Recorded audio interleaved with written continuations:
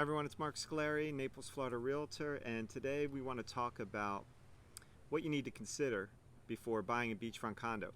Now, I've worked on the beach in Marco Island as well as in Naples, so buying beachfront condos is something of a specialty for me, and if you're interested in learning more about what we've done in the past, certainly subscribe to the bottom there on YouTube, and you'll get more videos in the future.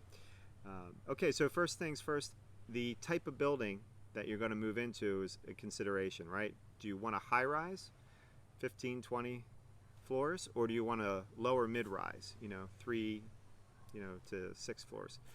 That's something to really consider as far as how many people you want in a building, a density situation as far as do you only want 75 owners versus 150 owners. So certainly things to keep in mind. In addition, most people want to know right away what are the fees and what do the fees cover. So look into that with your buyer's agent to figure out, what exactly does your, $1,000 a month cover if you're paying condo fees. It could be a multitude of things. It could be the water, it could be your cable, it could be to manage the club. If there is a club, it could be for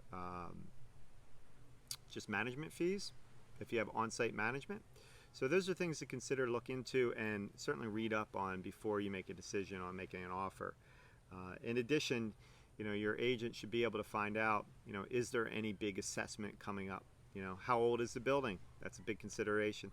Is it 40 years old and is it time for a new roof in the next few years? That could be a pretty big assessment depending on the building and the building size. In addition, how many people are going to share that assessment with you? So larger buildings, might be better for that scenario. All depends. So another thing you want to consider is your location within the building.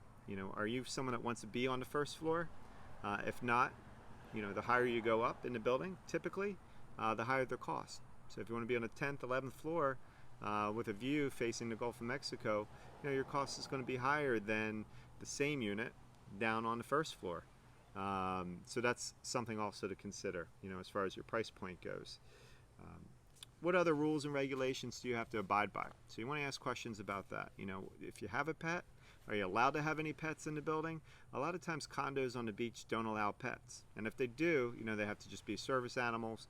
You have to have some sort of, written verification. And even then it's difficult, to get approval. Otherwise, you can find out that ahead of time. Ask for a copy of the rules and regulations. When you get your condo documents, you'll have a few days to review those. So certainly get that information up front. The sooner the better. Parking spots. So, do you have deeded parking spots? That's a great question to ask. And if so, how many? If not, is it a parking garage, or is it just covered parking that you pull underneath an overhang, and that's your parking? So to verify what you actually get with the unit is very important. Sometimes there is no deeded parking spots and everyone just parks wherever they can park. It's just an open parking lot. But if you can find a building that has a deeded parking lot, ideal, very ideal.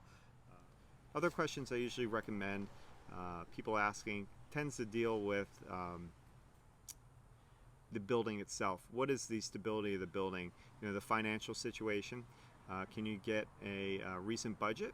And if you can, go over that with your accountant if necessary, and or your attorney, just to verify that there's enough money within reserves to do future repairs. So you always want to see that a building is budgeting monies for future repairs. That way you don't always have to get an assessment if something needs to be done. Normally that's when an assessment will be tacked on, and that's typically because the building may not have been increasing their fees, and over the years they've accrued some wear and tear and now need to maintain it, such as like an elevator that breaks suddenly. That could be pretty costly depending on the building. So anything that has to do with the building's financial stability is something I would say is important to check out. Your bank, depending on who you use. If you're paying cash, it's not an issue, but if you're using a bank and you put only 20% down, they're going to do a very detailed, in-depth research into the property. Many people will put 25-30% down for a better chance of getting approved, because it's very typical for buildings to not meet standards of many banks. So you want to be very careful about who you use as a lender as well. So in closing, I just want to say thank you for watching the video, and if you have any questions about Naples or Marco Island beachfront condos, feel free to subscribe and also contact me directly via phone, text, or email. Okay, thank you. Have a great day.